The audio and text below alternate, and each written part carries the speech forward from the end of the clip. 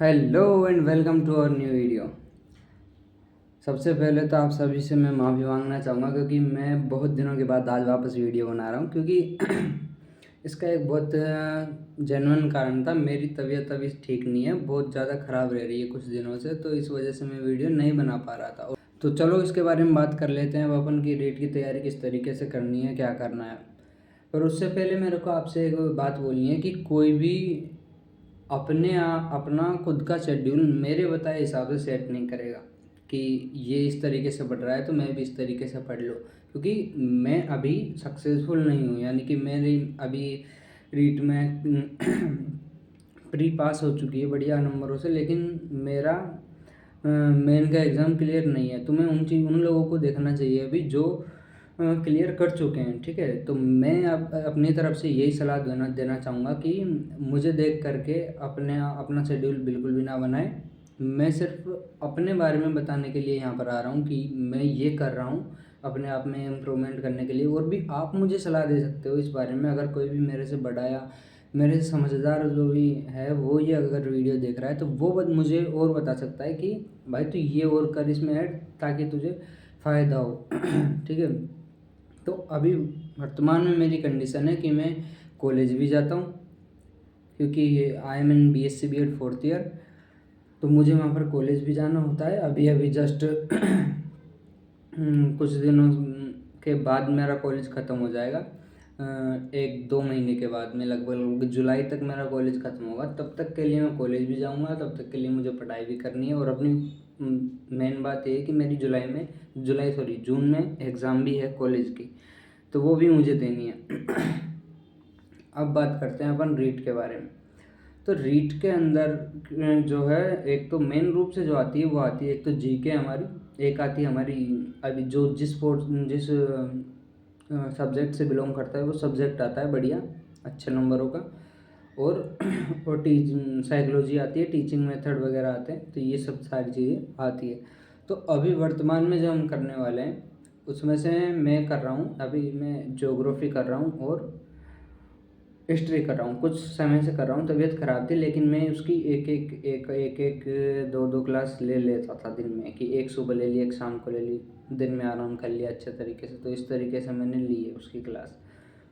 तो मैं एक क्लास ले रहा हूँ हिस्ट्री और ज्योग्राफी। लगभग मेरी हिस्ट्री और ज्योग्राफी पढ़ने के नज़रिए से, याद के नज़रिए से कम, लेकिन पढ़ने के नज़रिए से साथ के साथ उसको याद करना बड़ा मुश्किल था। जैसा कि मैंने बताया कि तबीयत ख़राब थी, तो उसको याद करना मेरे लिए बहुत कठिन था। अब मैं ठीक हो चुका हूँ, तो अब मैं उसको ज़्यादा और फोकस करूँगा। और ये लगभग हिस्ट्री और जो ज्योग्राफी की मैं बात कर रहा हूँ, ये हिस्ट्री और ज्योग्राफी मेरी ख़त्म हो जाएगी इस महीने के अंत तक। यानी कि आज हो चुकी है 14 मई, तो लगभग 30 मई के आसपास, 31 मई के आसपास ये चीज़ें ख़त्म हो जाएंगी। और ज़्यादा से ज़्यादा चलेगी भी तो 10-15 दिन और मान लीजिए कि मैं थोड़ा और स्लो पड़ जाता हूँ या तबीयत और दोबारा ख़राब हो जाती है, तो जून में लगभग जून में जब मेरी एग्ज़ाम स्टार्ट होगी, 10 जून से मेरी एग्ज़ाम स्टार्ट है, तो तब के करीब तक मेरी जो है ये ख़त्म हो जाएगी। उसके बाद हमें इनका तो रिवीजन करना होगा, और उसके बाद हम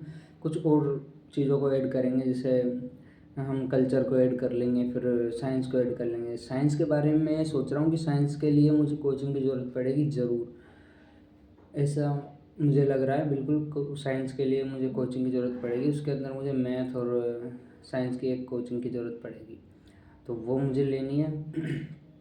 और बाकी चीज़ों को अपन जितना हो सकेगा उतना याद करने की कोशिश करेंगे।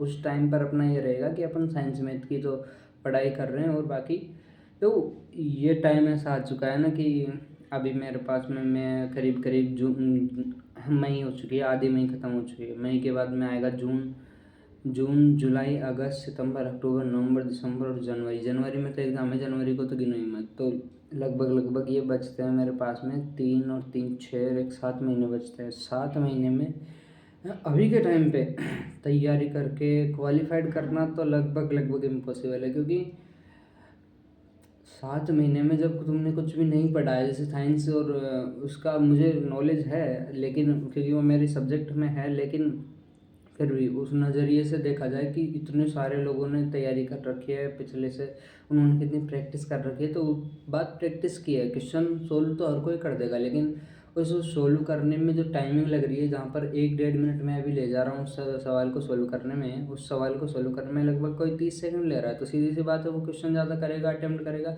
और क्वेश्चनों को सही ज़्यादा करेगा, तो फिर उसका सिलेक्शन जल्दी हो जाना है। तो मुझे ये चीज़ देखनी है कि अपनी टाइमिंग कम हो, और कम कैसे होगी, वो सीधी सी बात है, वो प्रैक्टिस से ही हो सकती है। सिर्फ और सिर्फ प्रैक्टिस ही एक ऐसी चीज़ है जिससे वो सही हो सकती है। प्रैक्टिस के लिए बहुत टाइम लगता है वो तो टाइम बहुत कम है और चीज़ बहुत ज़्यादा है, और 7 महीने भी मेरे पास में प्रॉपर नहीं है, क्योंकि जून में मेरे एग्ज़ाम है, तो जून में तो मेरा पूरा फोकस अपने एग्ज़ाम में रहेगा, क्योंकि जब मैं कॉलेज के एग्ज़ाम में ही फेल हो जाऊँगा तो उसमें तो बैठने के लायक ही नहीं रहूँगा, और बैठ भी गया, क्लियर भी कर ली, तो क्या मतलब रह जाएगा उसका, नौकरी तो मुझे मिलेगी नहीं फिर। तो जून तो मेरा चल जाएगा ऐसे ही, बाकी के जो 6 महीने रहेंगे उसमें अपन को तैयारी करनी है और अच्छे से परफॉर्म करना है। तो यही बात है, अपन जितना हो सकेगा उतना अच्छे तरीके से चीज़ों को करने की कोशिश करेंगे, और बाकी सब ऊपर वाले के ना हाथ में, श्री राम के हाथ में, भगवान का नाम लेके अपन चीज़ों को शुरू कर रहे हैं। तो अपना जो भी पॉजिटिव कमेंट हो, जो भी जैसा भी कमेंट हो, आप छोड़ सकते हो नीचे। आपकी कोई भी चीज़ पूछने की हो या आपकी कोई भी चीज़ बताने की हो, पूछोगे तो अभी मुझसे क्या ही अभी आपको जो भी चीज़ बतानी है मेरे को, तो आप बता सकते हो कि भाई तू ये और कर, तू ये और कर, तो इसके अंदर इस चीज़ को ऐड कर। जैसे आप जो भी, मतलब आप में से बहुत सारे सीनियर होंगे, मुझे मालूम है, मेरे से बहुत बड़े, तो मेरी बातों को सुनने के बाद में आप आपके दिल दिमाग में जो भी कमेंट मेरे लिए आ रहा हो कि यार इसको ये बता देते हैं, ये इसकी हेल्प कर देगा तैयारी करने में, तो वो आप मुझे बता सकते हो। मैं उसका अगर कुछ अपने आप में इम्प्लीमेंट करने की बात हुई तो मैं वो ज़रूर करूँगा, और अपने आगे वाली वीडियो में आप ज़रूर आपका धन्यवाद अदा करूँगा। ठीक है, आज के लिए इतना ही, मिलते हैं अपनी अगली वीडियो में। धन्यवाद।